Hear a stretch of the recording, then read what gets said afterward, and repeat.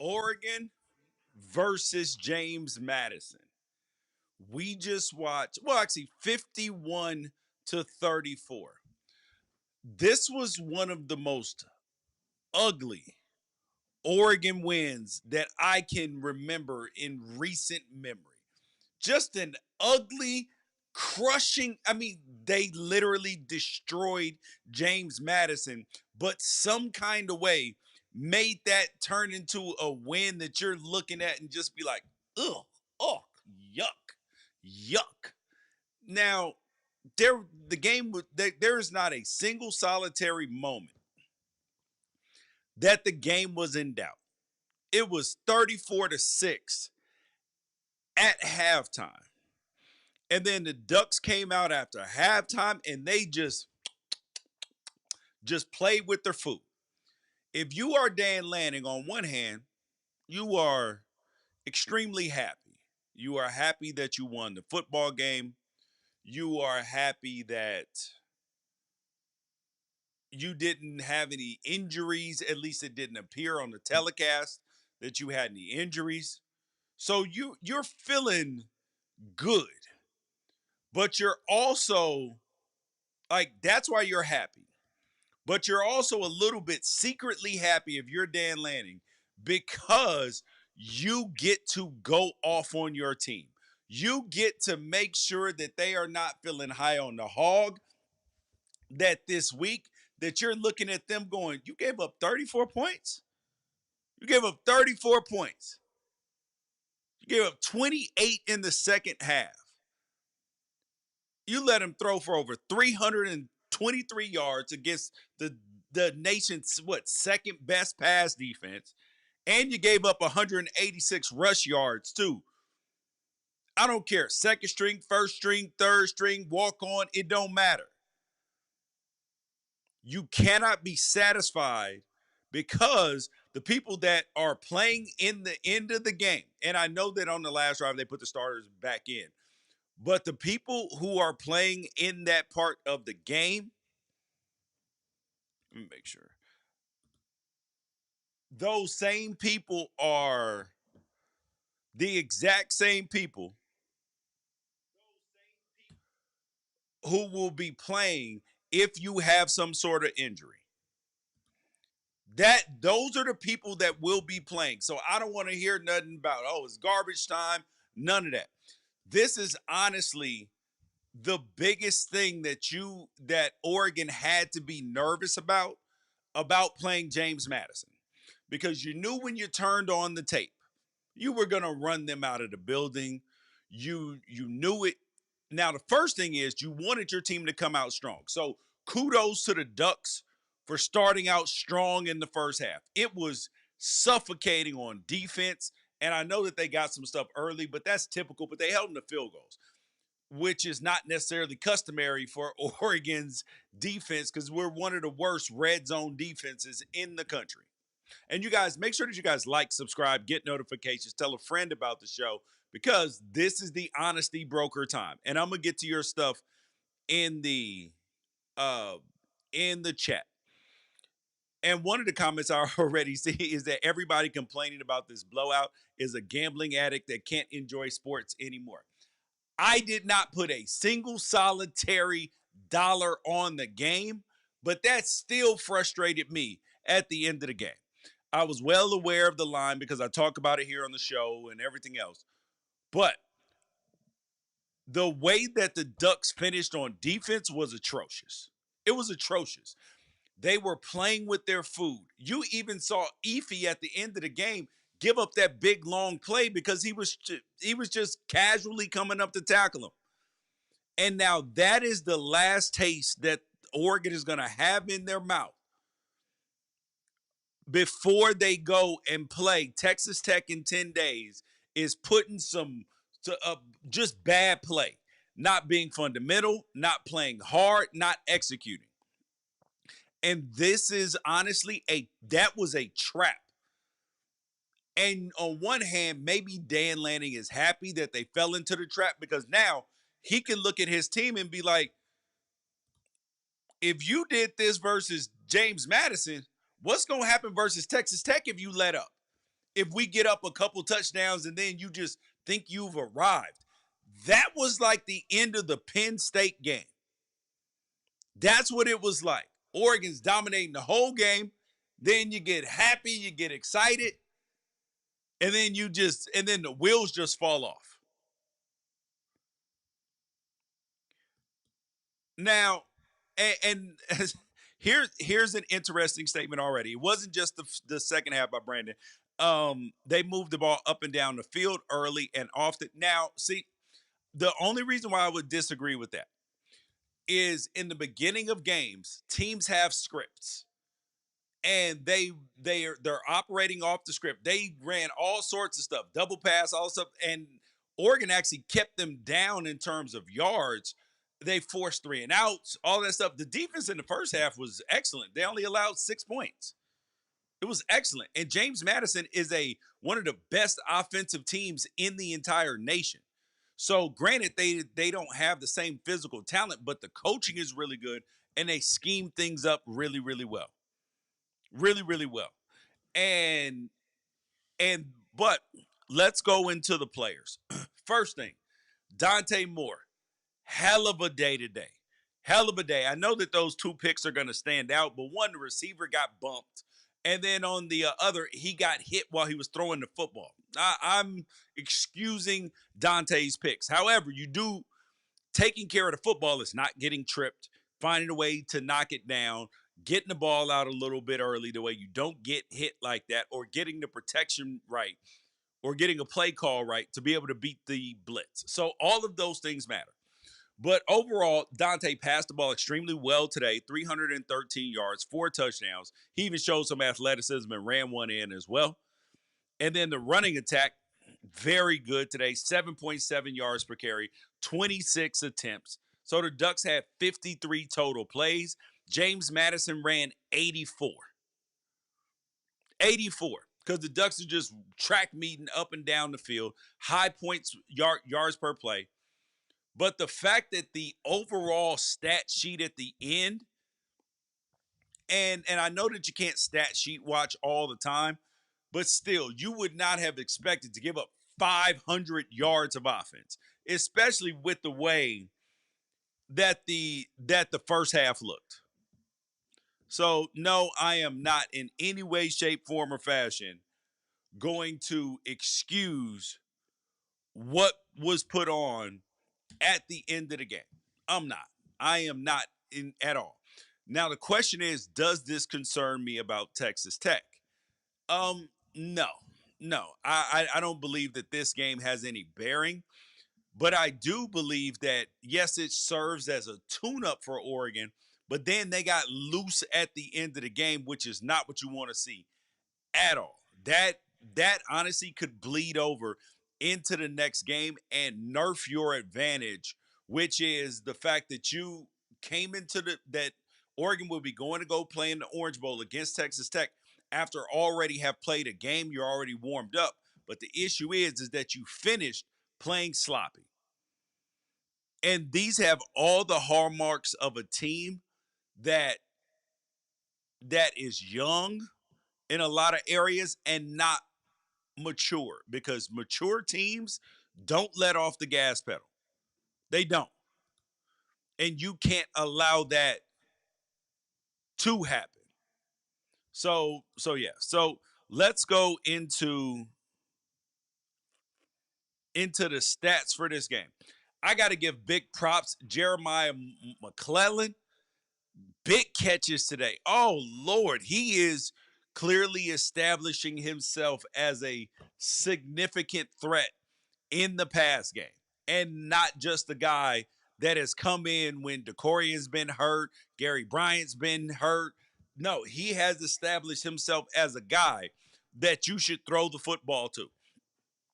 And the exact same thing with Malik Benson as well. 5 catches, 119 yards, 2 touchdowns. Oh, it was highly impressive. Highly impressive. Now, it was good to get Gary Bryant Jr. and Decoria Moore back on the field, but it just also shows how deep this team is. And that means that there are going to be some questions.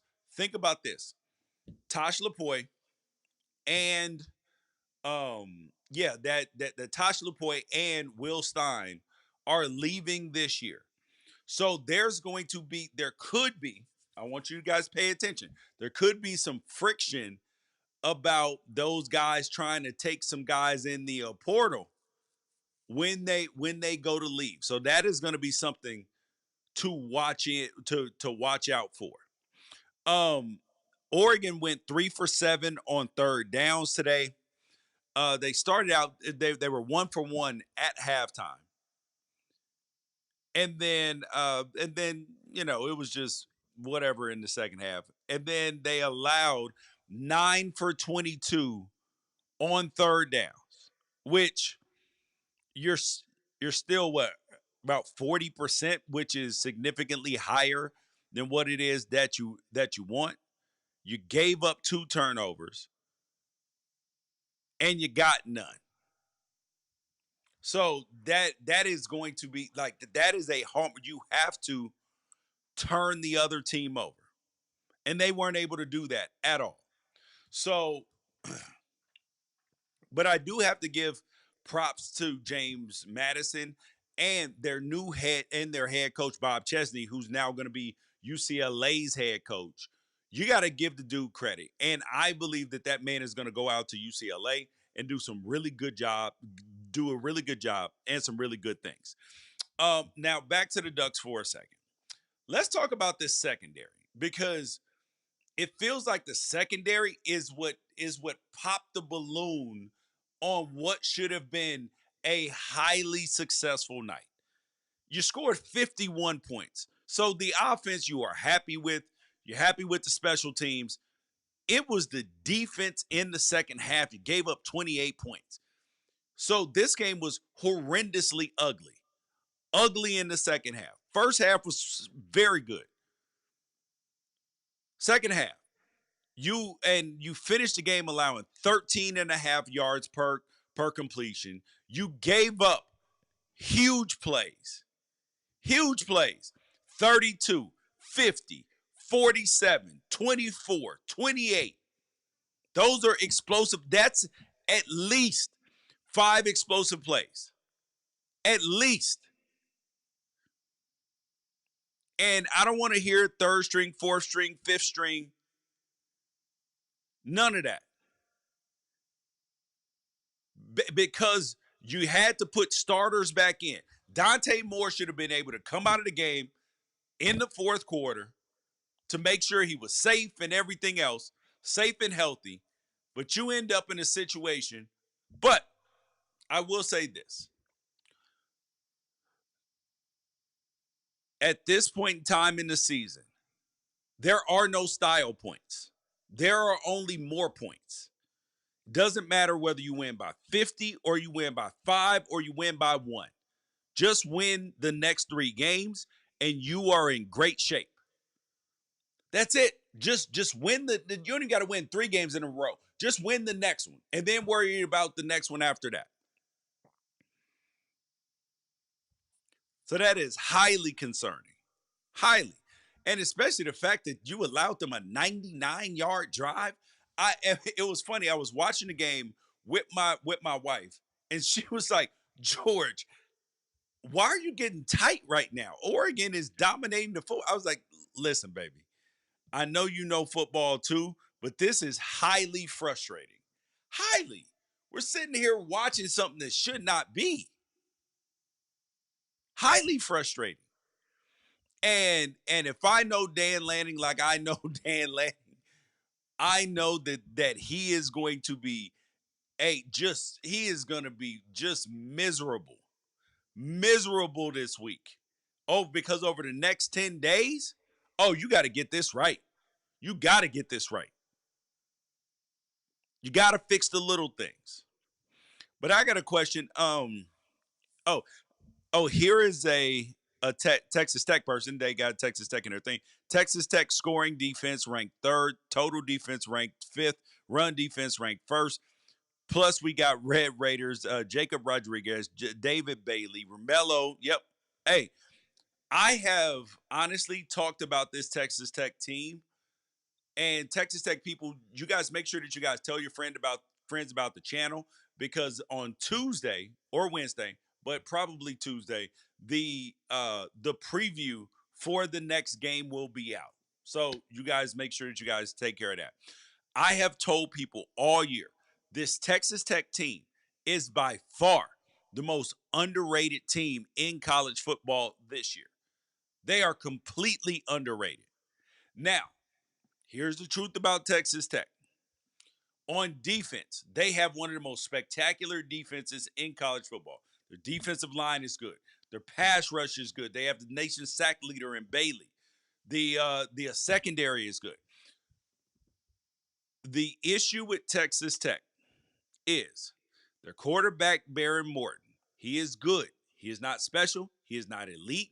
Sometimes he's just okay in terms of decision making because he will have a turnover or two every now and then. So I believe, and here's my initial thought. Now, mind you, I got to watch some more film on it and really dissect the matchup a little bit. But initially, I believe Texas Tech's defense is excellent. Oregon will be able to score some points versus Texas Tech. Now, the question is, can Texas Tech score enough points against the Oregon defense? Nothing about today says that Oregon, I mean, if you were watching Oregon for the first time today, you would be confused about this team. You'd be like, hold up. Is this the team we saw in the first half? Or is this the team we saw in the second half on defense? Because the second half defense, they can't beat a soul. But if the first half defense shows up, oh, this is a national championship contending team. Um, Now, oh, somebody said I was pissed cussing the whole TV in the fourth quarter. I see. I was fine with the coaches in the fourth quarter. Felt like they did a good job. My issue was with the players. That you could see and truthfully, it's very difficult to stay locked in on the highest level when the game is just a complete wipeout at halftime, 34-6. And it wasn't the type of 34-6 that you had when South Carolina and Texas A&M were playing, where you know the other team could come back and beat you. There was never a threat. There was never a part of Oregon's mind that they believed that they were going to get beat. But the thing that you would like to see better tackling out of the secondary. In the first half, Flowers, Thieneman, those dudes tackled pretty well. In the second half, where the hell was the tackling out of the safeties? Busted coverages, people running wide open. This wasn't it. However, I will say the D-line overall did a good job. They rotated a lot of guys. Bear Alexander, I thought, played pretty well today initially. Now, granted, I got to go watch the film on it. Tatum and Mateo were good today. Tion Gray did a good job. Amari Washington. All of that looks really good up front. And the linebackers weren't noticeably bad on initially either. But it was the secondary. You're just sitting there. It's like, and especially once if Thieneman and Flowers or Candidate weren't in, you were just sitting there like, okay, so what are we doing here today? What are we doing? It was a lack of focus, a lack of stick to itiveness for the entire game. I'm just telling you.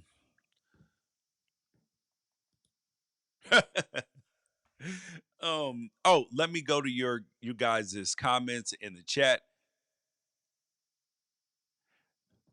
He said, "Well, the third and fourth stringers were on defense at the end.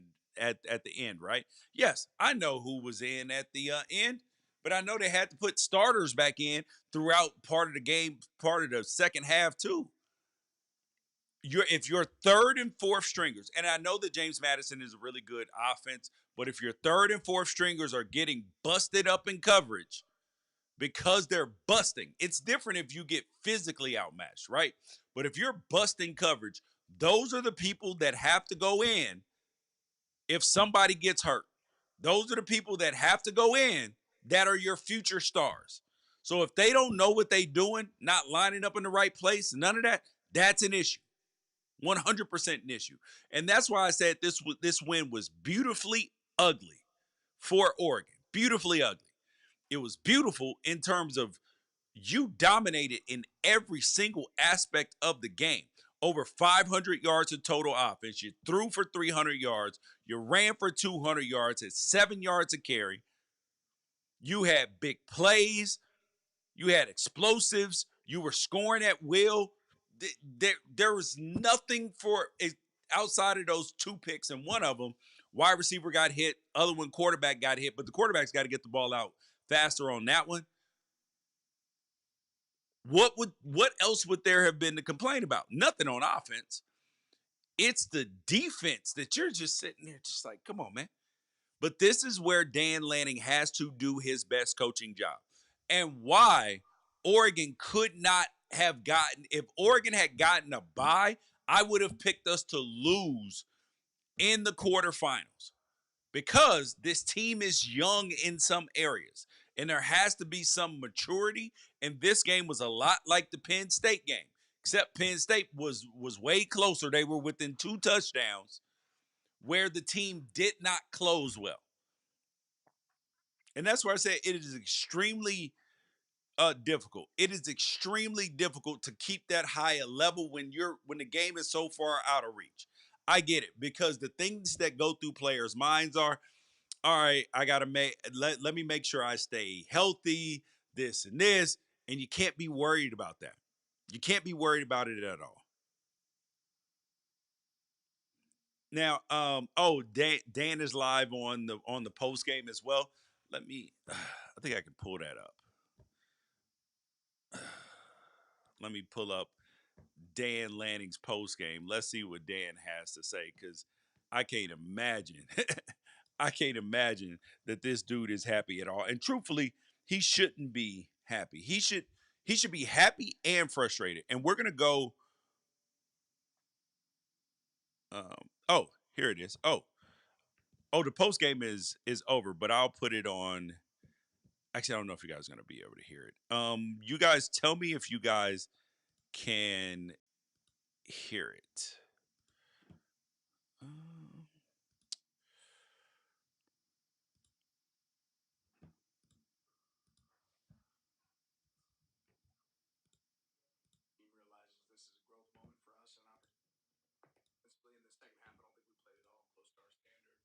hmm. Hey, can you guys hear it or no?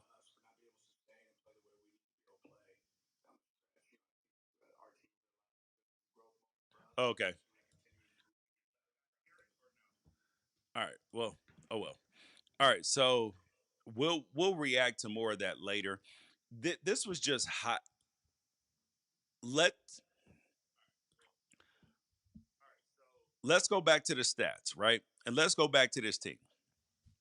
Jordan Davidson, 10 carries for 90 yards. Dier Hill, 6 carries for 76 yards. And he had a touchdown as well. Noah Whittington, only 4 carries for 24 yards. Jaden Lamar, 1 for 12. Jay Harris got him a carry too, 1 for 5. So there was a lot of backs that touched the ball, but nobody really dominated the ball. And I thought that by this time in the season, we would have a bell cow back. Now we've seen that when it comes to big games, that Noah Whittington is going to be highly involved, and he does, and he shows up big. Jordan Davison has showed that. Even Dier Hill has had some moments.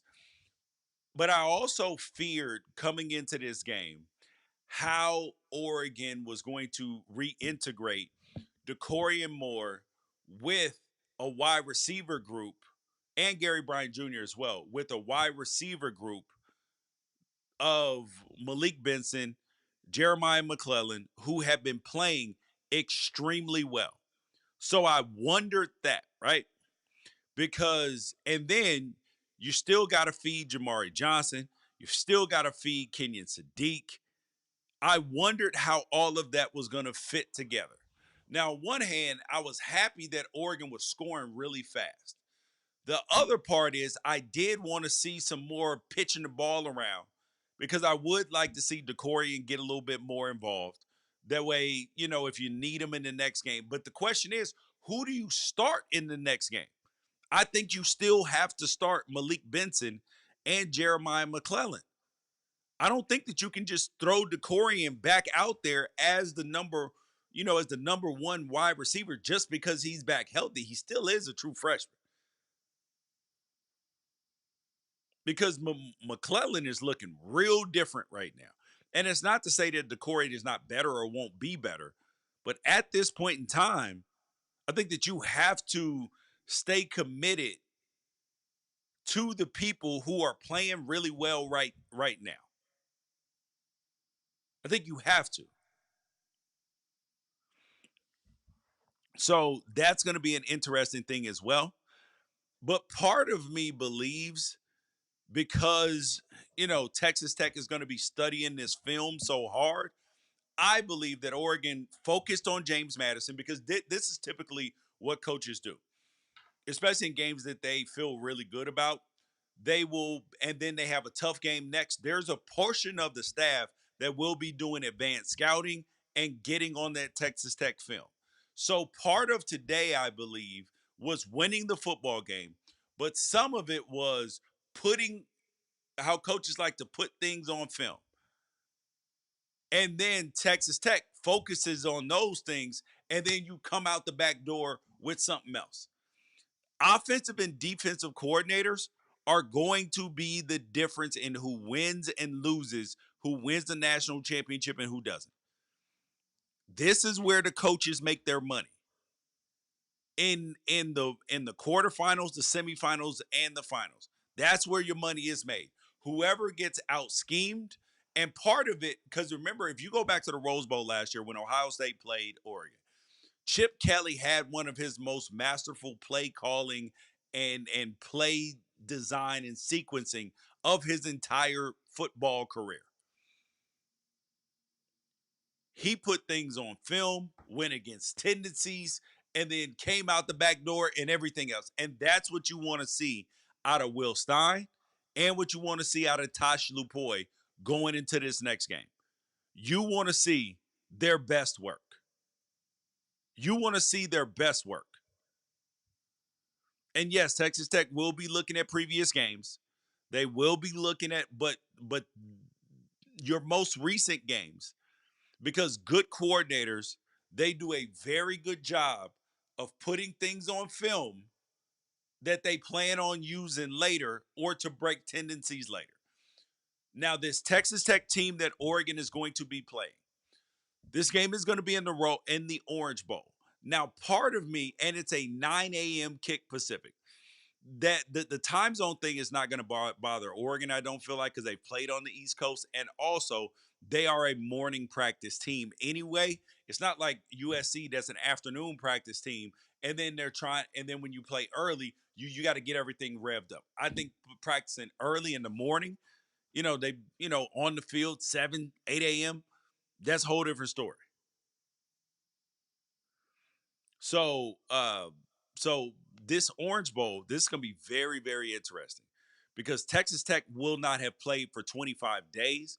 Same situation that Oregon was in last year when they played against Ohio State, who had played Tennessee 10 days prior.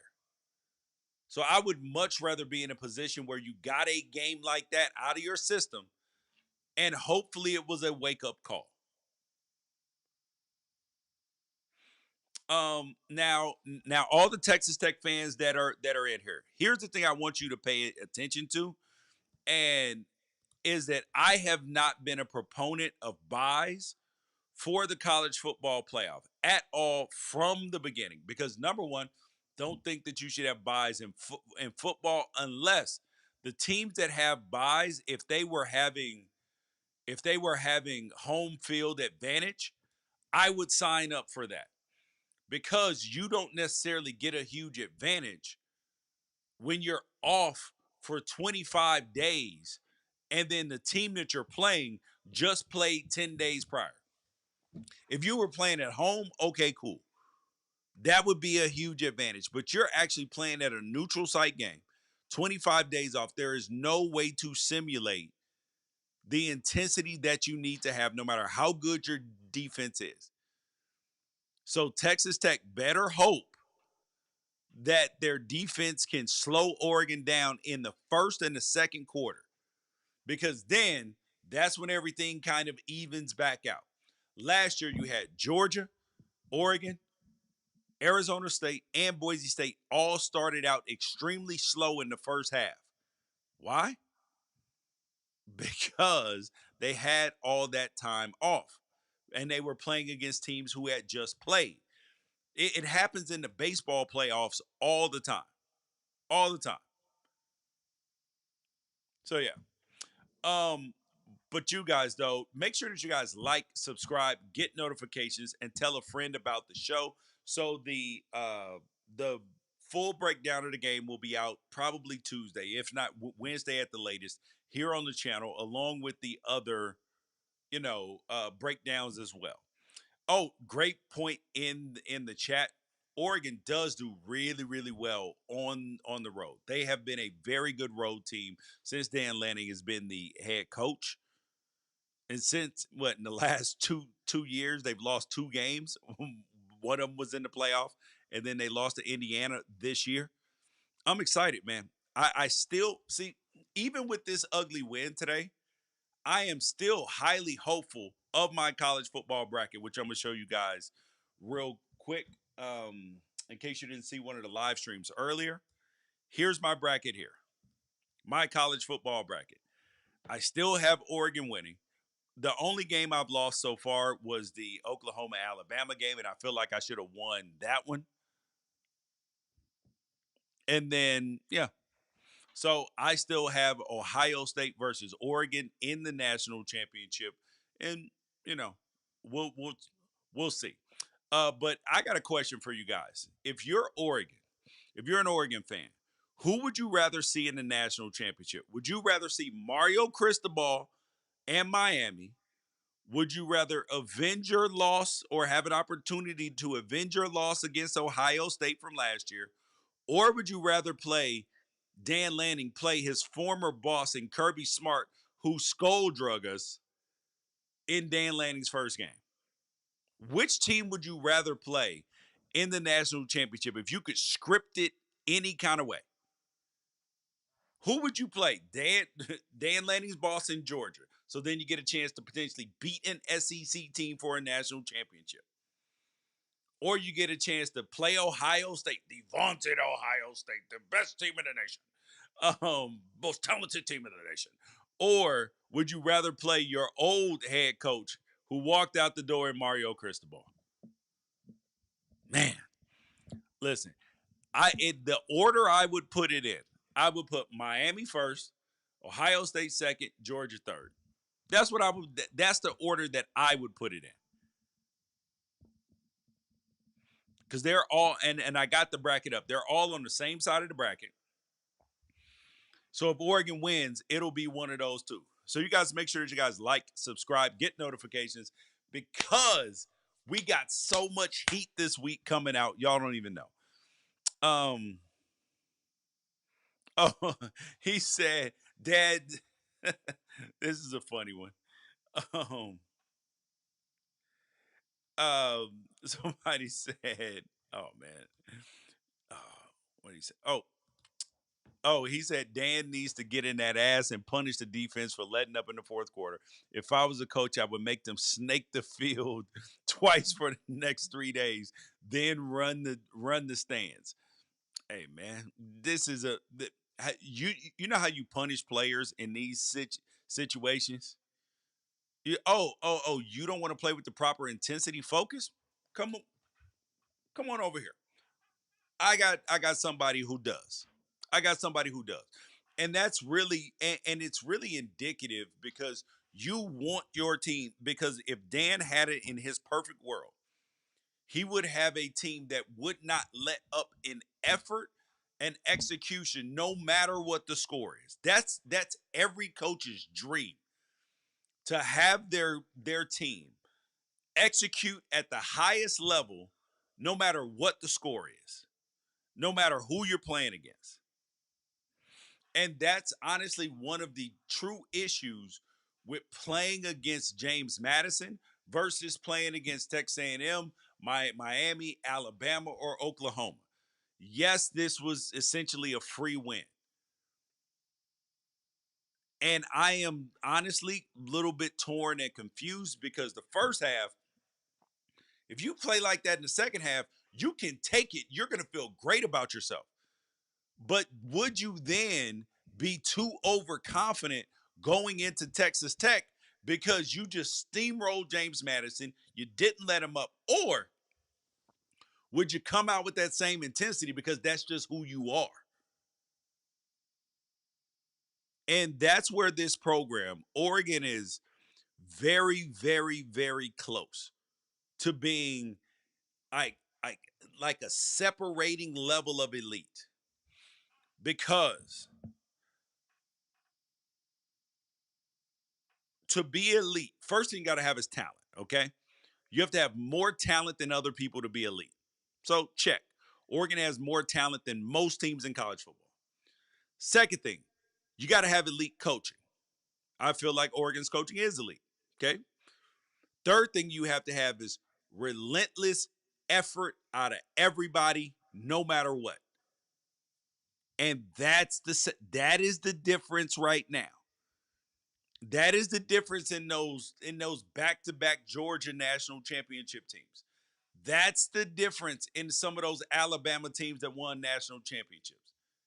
It was the unrelenting pressure they put on you no matter what the score is.